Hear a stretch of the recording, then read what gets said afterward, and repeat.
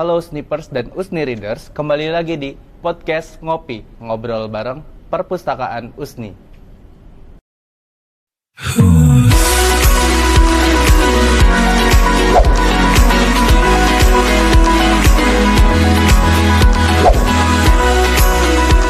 Pada Ngopi kali ini, kita akan membahas isu yang tentunya sangat krusial bagi kita, yaitu akan membahas terkait masalah algoritma versus realita, geopolitik, dan cara Gen Z melihat dunia. Nah, tentunya di samping kita sudah hadir, yaitu Bapak Asok Profesor Pahleza Mundabari, MA PhD. Tentunya selamat siang Bapak. Halo. Selamat datang Ya. di podcast Ngopi kali ini. Terima kasih Mas Rizal. Baik Pak, tentunya kita akhir-akhir ini, beberapa tahun kebelakangan ini, kita sering kali mendapatkan informasi itu melalui media sosial. Media sosial tentunya itu TikTok, Instagram, ataupun media sosial lainnya yang seakan-akan itu menjadi informasi yang utama gitu. Padahal seringkali itu adalah poin-poin saja ataupun sedikit-sedikit POV yang ada di media sosial itu sendiri. Nah, maka dari itu tentunya kita akan membedah itu terkait dari perspektif ilmu komunikasi dan sosiologi politik antara algoritma dan juga perang informasi. Baik, Prof, yang ingin saya tanyakan, menurut Pak Dekan, kita akan membedah itu terkait dari perspektif ilmu komunikasi dan sosiologi politik antara algoritma dan juga perang informasi.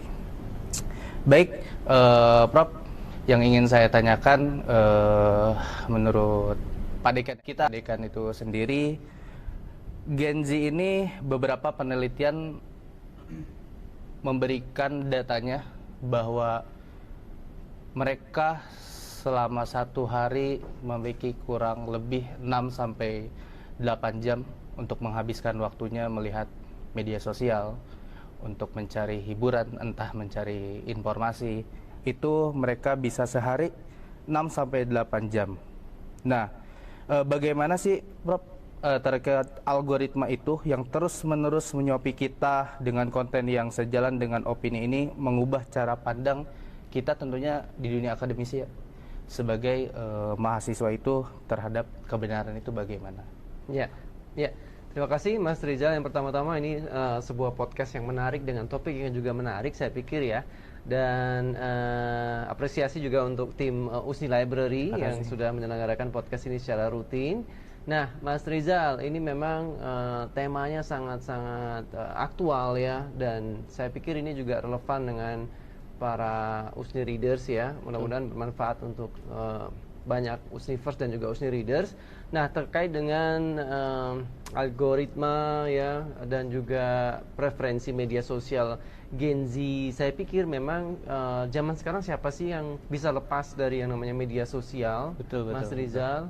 Ya, mau itu gen milenium ya, baby boomer sekalipun ya, nggak hanya Gen Z, saya pikir juga akan dihadapkan setiap hari ya, setiap jam dengan yang namanya media sosial. Nah, betul seperti yang tadi dikatakan oleh Mas Rizal bahwa peluang-peluang untuk terdistorsi ya, itu sangat besar dari realitas yang ada. Terkadang media sosial itu tidak memiliki kemampuan yang baik layaknya media-media konvensional ya, media-media konvensional seperti media TV atau media berita yang model-model zaman dulu tuh, yang ketika sebuah berita itu sebelum dihadirkan kepada publik, kepada pembaca atau penonton, harus difilter dulu kan. Betul. Dengan kebijakan redaksi. Kalau sekarang media sosial siapapun bisa posting, ya nggak, Mas Rizal? Betul.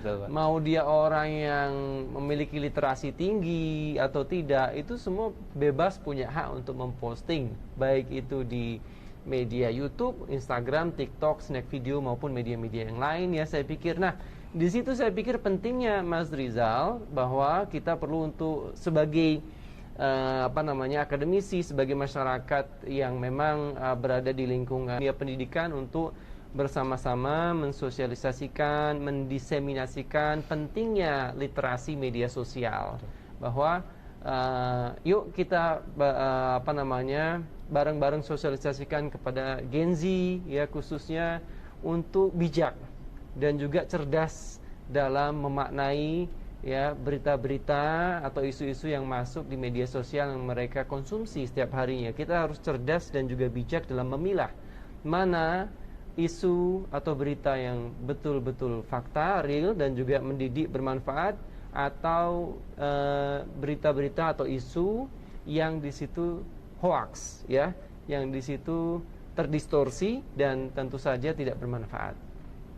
Oke, baik, betul sekali ya. Tadi disampaikan terkait kalau dulu ada tim redaksi, Ya. ada pagernya dulu ya Pak. Betul. Ada ini. Sekarang semua orang bisa posting dan TikTok ataupun media lainnya cuman bisa dalam beberapa, tidak bisa meng-cut konten yang hoax ya. Betul, cuman betul. konten kekerasan mungkin Ya, yang mereka ya, bisa betul. filterisasi. Nah, berarti Pak, dengan keadaan yang tadi kita sesuai tema secara geopolitik ini sangat berperan ya Pak, bahwa tanda kutip untuk mempengaruhi musuhnya ya, mempengaruhi lawannya secara global, bahwa media sosial ini salah satu alat untuk mengakomodir itu. Exactly, Sebagai betul. cyber.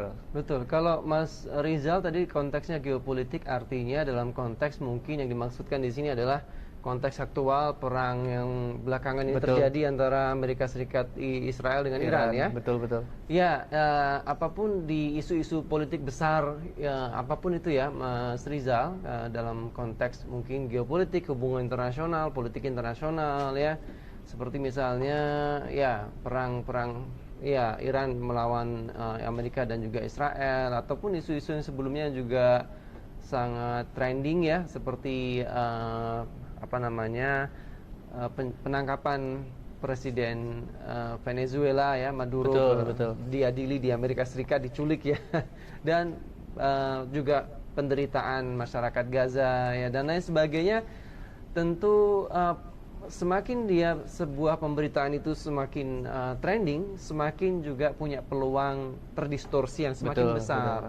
Semakin punya peluang untuk dipolitisasi yang juga semakin besar. Nah, saya pikir saya sepakat bahwa memang lagi-lagi kuncinya tadi itu Mas Rizal. Saya melihat bahwa pentingnya kita sebagai lingkungan orang yang berada di lingkungan akademik ya, pendidikan, untuk membantu tidak henti-hentinya untuk kita mendidik ya sesama dari kita, mahasiswa kita ya, anak-anak Gen Z, untuk supaya memiliki literasi yang tinggi. Mas Rizal, seperti apa sih kategori pemberitaan yang benar, yang tidak terdistorsi, dan jangan sampai kita ini terpengaruh ya.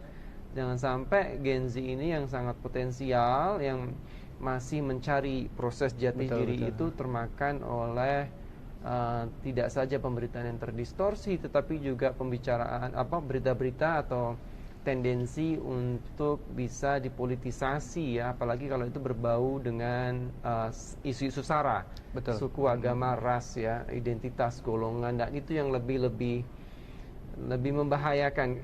Masalahnya begini, ketika kita bicara tentang perang Israel, Amerika dan juga Iran ya, kita nggak bisa lepas dari ras dan etnis di situ ya.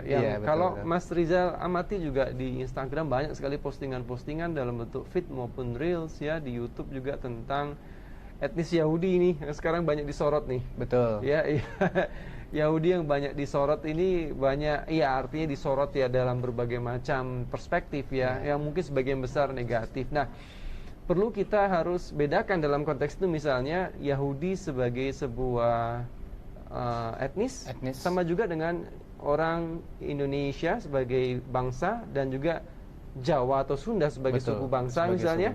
Ya, ada orang suku Sunda, Jawa, suku Madura, suku Bali, suku Palembang, suku Batak. Betul. Itu juga sama ya jenisnya dan tipenya dengan suku atau etnis Yahudi. Tetapi kita tidak bisa samakan misalnya bahwa semua etnis Yahudi itu seperti mereka yang ada di Israel yang punya aspirasi Zionisme. Ya, bahwa apa yang terjadi di Israel, pendudukan, penjajahan, ya, peperangan yang tanpa henti menyerang Gaza genosida, ya kita harus akui itu apa yang terjadi di Gaza adalah genosida, pembunuhan massal, Betul. yang dilakukan secara terorganisir, sengaja dan lain sebagainya, melanggar hukum-hukum internasional yang tidak mengindahkan berbagai macam hukum dan juga norma-norma internasional. Kemudian menyerang Iran, menyerang Libanon dan lain sebagainya, itu adalah sebagai satu proyek Zionisme, ya, aspirasi politik yang ekstrim, yang sangat ekstrim, yang dilakukan oleh pemerintah Israel saat ini. Tetapi harus kita bedakan bahwa secara Yahudi, nggak semua Yahudi seperti itu, gitu loh. Nah, hal-hal seperti ini, Mas Rizal, yang saya pikir perlu untuk digarisbawahi dan kita sosialisasikan dengan masif dan juga cerdas kepada generasi Gen Z, ya. Harus kita bedakan. Nanti kalau tidak kita untuk bantu sosialisasikan secara masif dan juga cerdas dan bijak, ada potensi bahwa kemudian generasi muda dan Gen Z ini memahami bahwa kalau ada satu kejadian seperti ini, ya itu nanti mereka melakukan sebuah generalisasi. Betul. Bahwa pasti etnis Suku ini, suku A, B ini akan seperti ini nih semuanya. Pukul rata nih. Nah, itu yang tidak bagus, tidak sehat dan tidak bijak. Betul. Baik. Nah, betul sekali, Pak. Kadang-kadang yang saya rasakan atau yang saya lihat juga gitu, ketika siapa yang paling viral, siapa yang paling banyak followersnya, itu yang paling banyak kebenarannya gitu, atau yang paling dibenarkan gitu. Karena followersnya banyak gitu, komentarnya bagus-bagus. Karena kita nggak tahu, mungkin budgetnya juga banyak gitu, kadang-kadang seperti itu. Nah, cepat sekali gitu, Pak, perubahan-perubahan statement dari, kalau kita menyebutnya masyarakat ataupun netizen, itu cepat sekali perubahannya. Kemarin kayaknya sepakat gitu terkait keadilan seperti ini gitu, atau kasus seperti ini. Besoknya lagi ada seorang influencer lainnya menyatakan statement A, berubah lagi gitu. Betul. Nah, begitu sangat cepatnya perubahan-perubahan pandangan masyarakat itu di media sosial itu seperti itu gitu. Betul, Mas. Ya. Nah, yang menarik lagi di sini ada kutipan bahwa seringkali ya kita mahasiswa ataupun masyarakat itu terjebak, istilahnya di sini selektivisme, Nah,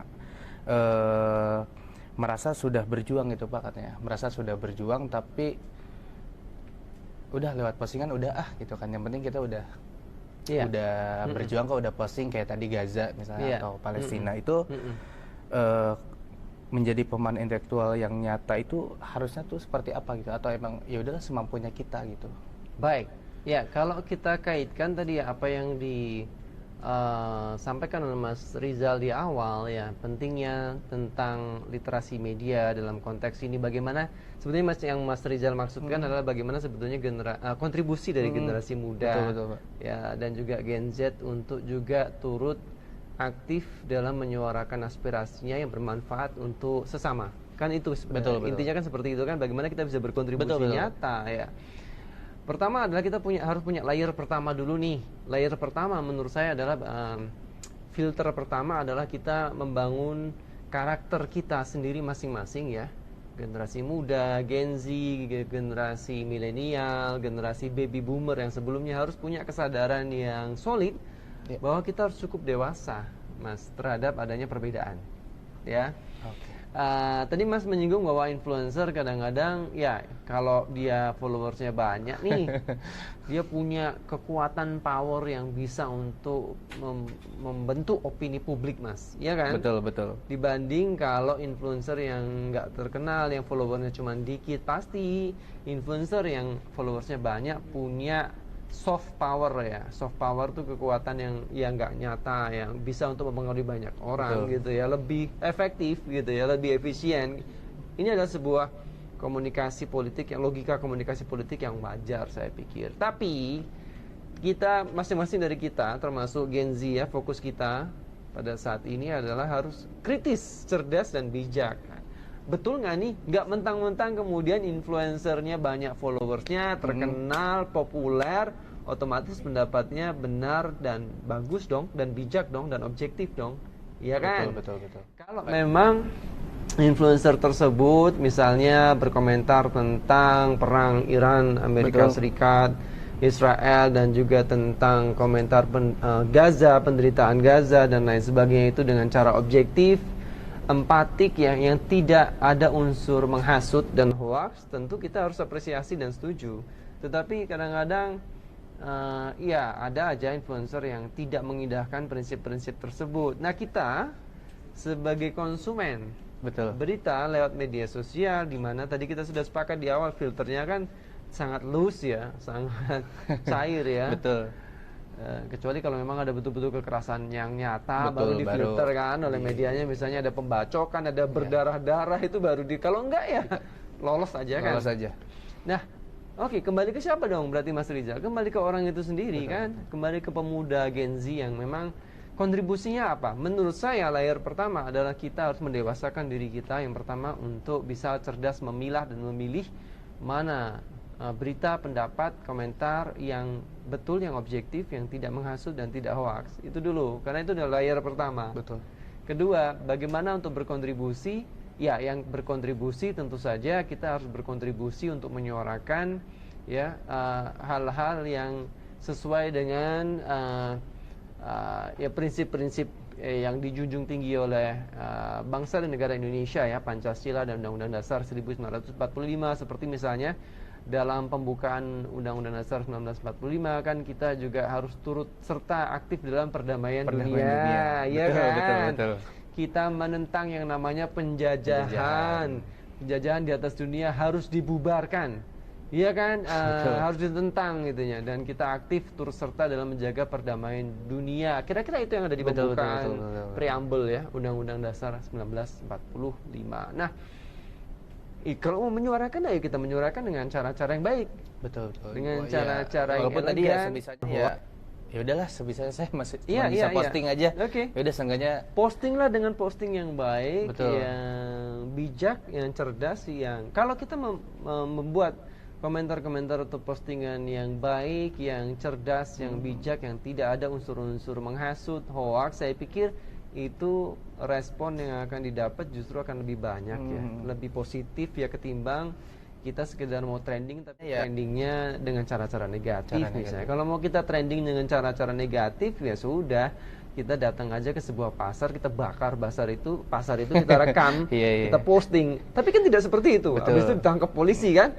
banyak memang penontonnya banyak ya, Pak. Cuma Penontonnya banyak. Habis itu tangkap polisi, selesai. Dan betul. itu hanya sesaat trendingnya dan sama sekali tidak bermanfaat, merugikan banyak orang. Betul. Iya kan? Betul. Konyol kemudian. Bukan seperti itu. Iya.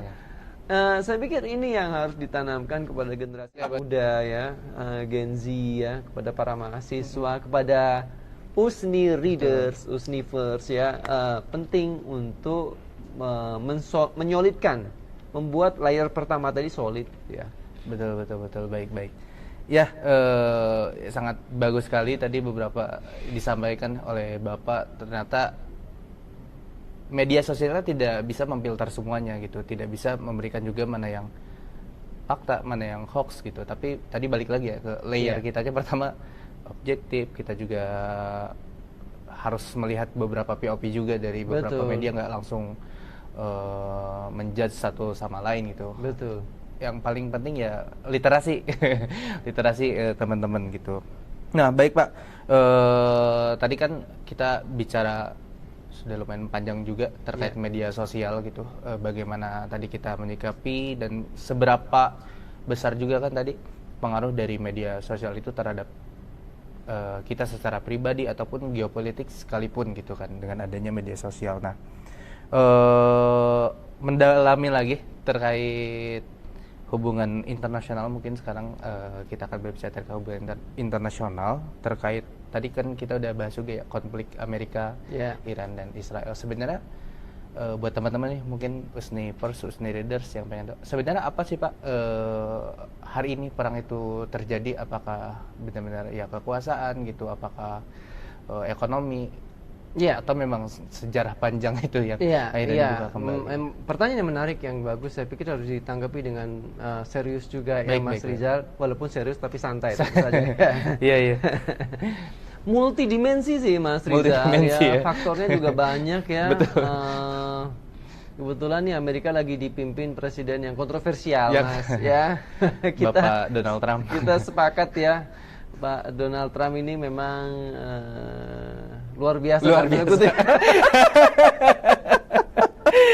Satu kata luar biasa ya.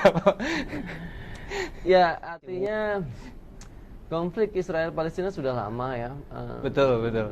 Dan kita sudah lihat ini memang sangat kompleks yang memang on and off, tapi memang ini semakin tereskalasi dengan faktor individu dari Presiden Amerika saat ini, Mas. Ya, unfortunately ya, sayangnya memang kalau saya melihat sih memang keadaan dunia sekarang memang tidak sedang baik-baik saja, dan kita lebih penting sebagai bangsa dan negara Indonesia harus gimana nih mengantisipasinya. Betul. Lebih khusus lagi nggak jauh-jauh Gen Z gimana nih untuk meresponnya nih ya, dengan kekhawatiran dengan ada akibat atau dampak dari perang ini. Misalnya negara-negara tetangga udah naikin harga BBM. Betul. Tuh Mas, WFA, iya kan? BBM. Gara-gara kapalnya nggak dibolehin lewat di Selat Hormuz sama Iran ya. Apalagi Iran memberikan pajak ya untuk kapal-kapal, sekarang menerapkan biaya tol laut ya untuk lewat Selat Hormuz harus bayar tinggi. Itu juga otomatis mau nggak mau berdampak pada kenaikan harga BBM. Betul. Ya kita nggak tahu, Indonesia belum naik nih. Cuman mau sampai kapan bertahan kita nggak tahu. Artinya dikuat-kuatkan tuh. Masalahnya begini, kalau sudah pada satu titik tidak kuat, toh kan juga otomatis naik kan BBM. Akan naik. Kalau BBM naik kan dampaknya luar biasa. Semua terpengaruh tuh Mas, harga-harga apapun mulai dari A sampai Z, barang-barang kebutuhan juga otomatis akan naik. Nah, apa nih pesan pentingnya untuk generasi Z ya? Ya artinya memang keadaan global betul tidak baik-baik saja, dan ini akan berimbas kepada Indonesia. Apa yang bisa dilakukan Gen Z adalah tentu saja bagaimana di tengah keadaan yang memang tidak sedang baik-baik saja ini, tetap saja kita berusaha untuk mencari peluang agar kondisi-kondisi yang tertekan, kondisi-kondisi yang tidak ideal ini bisa kemudian tetap terbaca peluang-peluangnya, Mas. Ya, peluang-peluang kita untuk lebih kreatif misalnya, ya, untuk bisa lebih resilient. Resilient itu bertahan. Bagaimana kita kadang-kadang kan orang kalau tidak dipresur, nggak muncul tuh Mas ide-ide kreatifnya. Ide-ide kreatifnya. Iya kan? Seperti ide-ide kreatif kita bisa misalnya begini, kita dengan adanya ini gimana nih ekonomi makin dalam tanda kutip tambah susah ya, ada potensi harga BBM naik. Kita sebagai generasi Z, Gen Z ya, generasi muda, kadang-kadang ide-ide kreatif untuk menjadi entrepreneur itu timbul harus dari situasi yang seperti ini. Harus ditekan dulu. Makanya keadaan ini, ayo kita mendorong, justru kita harus makin mendorong nih, atau kita terdorong untuk lebih berpikir kreatif bagaimana hal yang kondisi yang tidak enak ini ada saja prestasi-prestasi yang diciptakan, ditelurkan oleh generasi muda, oleh Gen Z dari segala macam bidang, baik itu social entrepreneur maupun economic entrepreneur atau financial entrepreneur ya, atau socio-political atau socio-cultural entrepreneur. Jadi entrepreneur tidak hanya fokus pada hal-hal yang berbau dengan bisnis ya, tapi juga bisa dari aspek sosial, budaya, politik ya. Menjadi misalnya inovator sebuah komunitas sosial, itu juga bisa dilakukan. Betul, ya. Dan hal-hal seperti itu yang saya pikir itu lebih bermanfaat ya. Atau bisa begini nih, buat komunitas literasi media sosial dalam merespon isu-isu aktual misalnya. Misalnya nih, Usni Library mau buat sebuah komunitas. Buat aja komunitas-komunitas refleksi ya, komunitas-komunitas untuk komunitas literasi ya, isu-isu terkini. Komunitas literasi isu-isu terkini, setiap minggu sekali ketemu ngobrol, di podcastin, ditayangin di YouTube. Itu sudah sesuatu hal yang luar biasa. Saya pikir mengundang seperti ya atau teman-teman sendiri yang jadi narasumber, atau mengundang tokoh-tokoh organisasi kampus atau dosennya, atau tamu-tamu lain untuk bisa memberikan pencerahan literasi tentang situasi terkini, Mas. seperti yang juga kita sedang lakukan dan Mas Rizal sedang lakukan itu bagian Pak. dari situ sebetulnya. Itu yang saya maksud. Oke. Baik Pak. Nah, mungkin ini saya juga akan masuk secara teoritisnya mungkin ya Pak. Iya. Dari itu saya menemukan ada security dilemma Iya. Ya, dimana kalau suatu negara itu menciptakan sesuatu, misalnya melengkapi persenjataan ekonomi, itu malah sebaliknya diserang gitu. Menyangkanya menyiapkan sesuatu gitu. Karena kan kemarin juga di Iran itu sendiri isunya juga seperti itu. Isunya awalnya kan nuklir, pengembangan tenaga nuklir, akhirnya udahlah Amerika nyerang. Yang sampai hari ini kan yang diserangnya bukan itu lagi gitu Pak. Iya. Nah itu secara teoritis itu seperti apa sih Pak dalam hubungan internasional?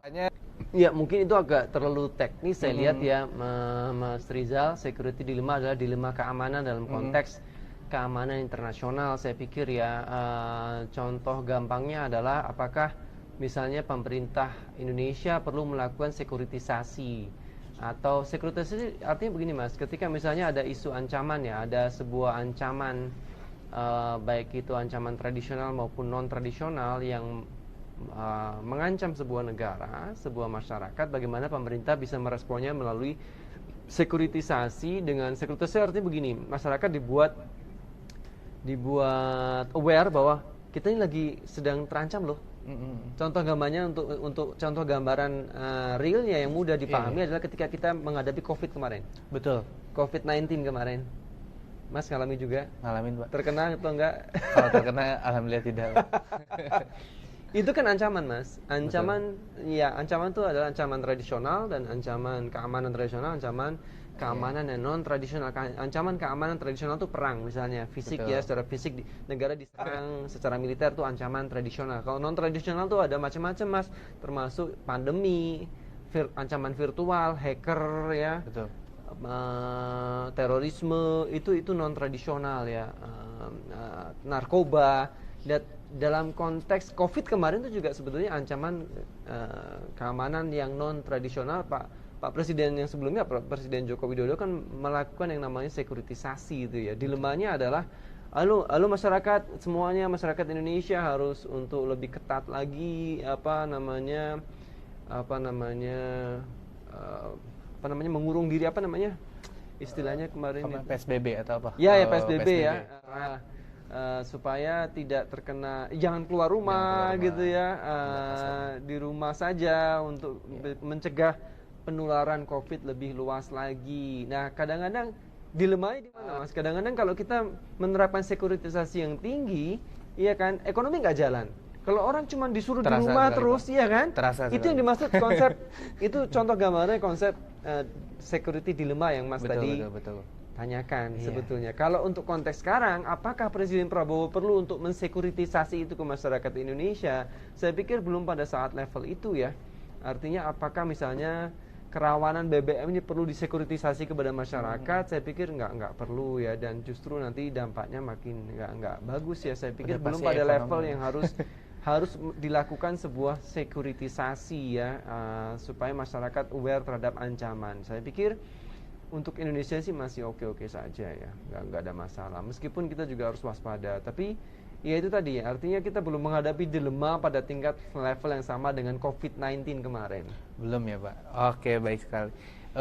Betul Pak, karena tadi poinnya teman-teman USNI Readers dan USNI Pers tadi ada poin bahwa manusia itu harus ditekan gitu, baru kita memunculkan kreativitas. Betul.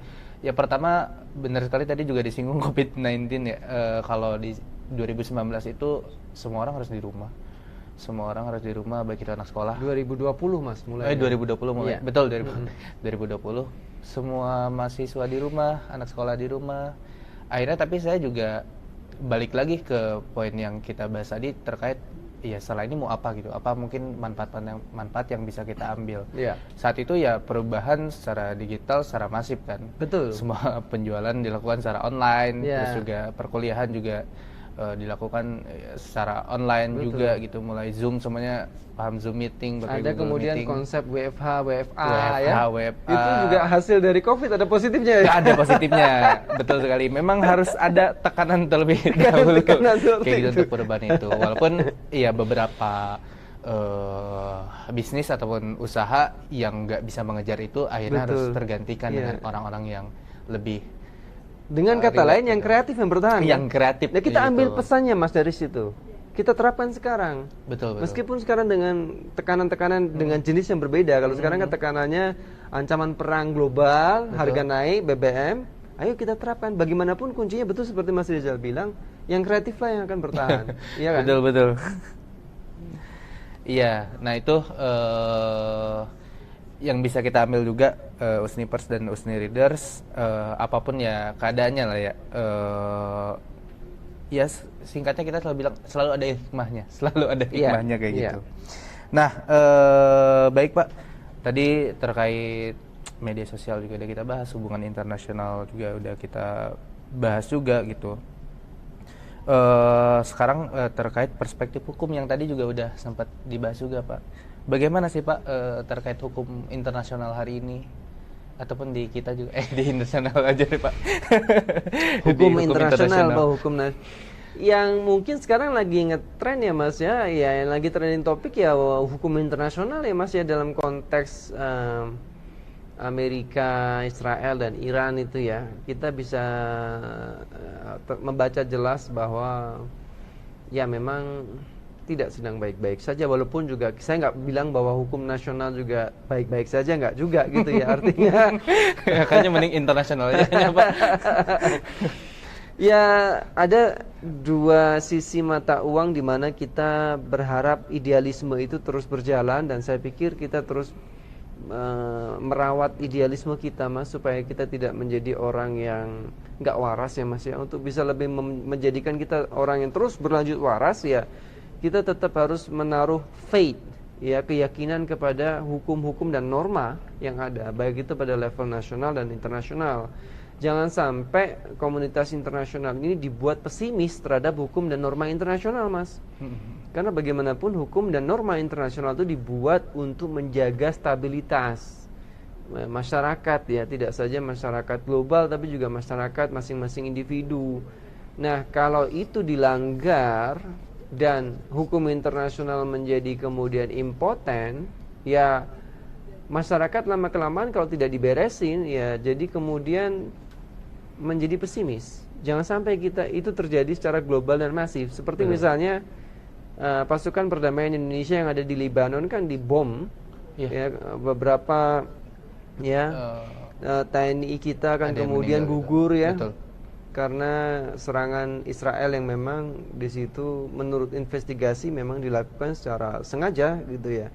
Nah, ini sudah pelanggaran yang fatal loh di dunia internasional, bahwa pasukan perdamaian Indonesia dikirim atas mandat PBB, iya nggak? Iya, betul, betul.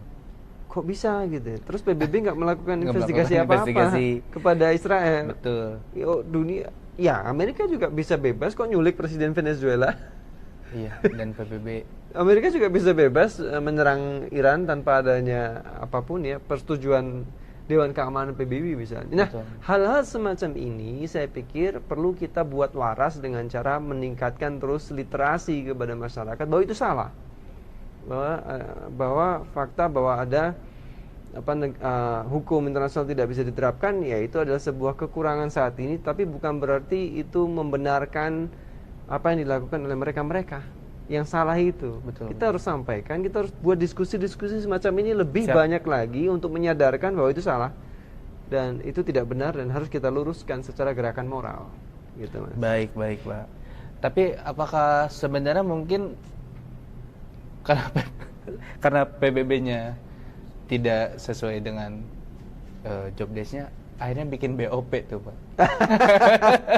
Yang bikin ya, yang bikin Ini kayaknya nggak bergerak yang deh. bikin Board of Peace bukan PBB ya Mas Rizal. Betul, ya. betul. Paman Trump ya. Paman Trump. Paman Trump ya. Paman Trump tuh Mas. Jadi ya akhirnya beberapa negara cabut tuh Mas. Malaysia cabut, Indonesia enggak stay. Indonesia yang masih Indonesia stay. Tapi kita bisa pahami artinya Pak Prabowo alasan dan motivasinya adalah ya artinya hanya melalui BOP itu kita bisa lihat, kita bisa bermain perang untuk mendukung Palestina, berbuat sesuatu untuk Iya. Palestina dan Gaza. Iya. Sebetulnya alasan itu yang kita bisa baca gitu ya. Ada agenda yang dititipkan untuk Nah, artinya begini, kalau saya pembacaan saya terhadap keputusan Pak Presiden Prabowo adalah bahwa ya kalau kita keluar dari BOP, nanti kita justru tidak punya wadah untuk bisa membantu Palestina. Itu pembacaannya ya. Betul, Tapi betul. mungkin tentu saja ada kritikan yang lain ya. Orang akan mengkritik lah, buat apa BOP udah jelas-jelas yang menginisiasi BOP kok justru nyerang negara-negara lain iya, kok. temannya Israel lagi kan, Nah, iya. seperti itu. Oke.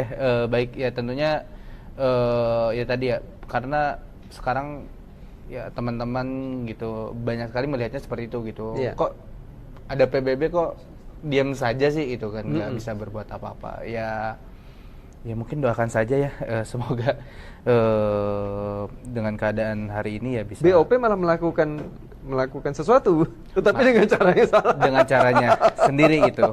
Makanya saya tidak mau bahas BOP-nya sih Pak, lebih ke PBB-nya. Seperti itu. Nah, terima kasih Prof. Ya sudah terjawab juga. Selanjutnya mungkin pesannya aja sih Prof. Iya. Untuk mahasiswa saat ini bagaimana sih, ataupun kita sebagai masyarakat untuk menjalani kehidupan yang serba, kalau orang nyebutnya apa, ketidakpastian kalau dengan sekarang ketidakpastian ini, apa sih yang mesti kita lakukan gitu dengan berbagai tadi kan informasi di mana saja gitu. Kita juga sebagai perpustakaan Pak, sebagai perpustakaan juga berperang juga Pak gitu dengan media-media yang teman-teman mungkin sekarang bisa udah searching Berperang Google, dalam hal wacana. dalam Iya. wacana, terus juga TikTok bisa lebih cepat kayak gitu, lebih trendingnya lebih cepat kayak gitu. Mungkin untuk closing statementnya boleh Baik, disampaikan. makasih Mas Rizal. Ya, saya pikir benang merahnya adalah bahwa saya sebagai salah satu pendidik ya, juga sesuai dengan ya arahan tadi Mas Rizal untuk menyampaikan closing statement atau motivasi, saya pikir untuk semua generasi muda, Gen Z, ya Usnivers, Usni Readers maupun juga Gen Z lainnya terutama ya, jangan lupa dan juga terus untuk semangat dalam belajar. Itu intinya Mas. Jangan pernah berhenti untuk belajar. Jadi kalau kita berhenti untuk belajar, maka masa depan kita makin tidak pasti. Ya, belajar dalam hal apa? Khususnya dalam konteks ini adalah tingkatkan literasi media. Penting ini tadi. Ini benang merah dari topik kita Mas Rizal ya.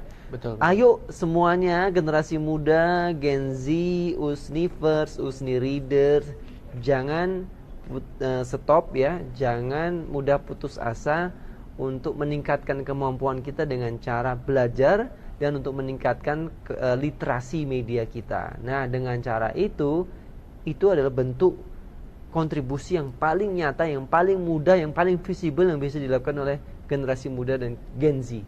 Mas Rizal. Terima kasih banyak Bapak Profesor Pahlaza Munabari yang telah mampir nih Pak ke podcast ngopi kita kali ini. Tentunya tadi kita belajar banyak banget sih Pak dari perspektif Bapak. Sama-sama, makasih banyak Mas Rizal. Baik, Usni Readers, demikian podcast kita hari ini. Jadi jangan biarkan smartphone Anda malah mempersempit pikiran Anda.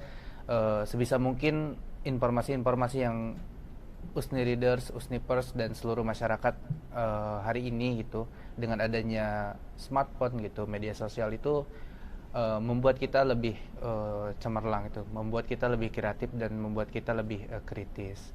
Nah, tentunya jangan lupa untuk selalu pantau media sosial kami, baik itu di Instagram, di YouTube maupun TikTok dan juga Facebook, dan tunggu podcast kami yaitu di podcast ngopi, ngobrol bareng perpustakaan Usni selanjutnya.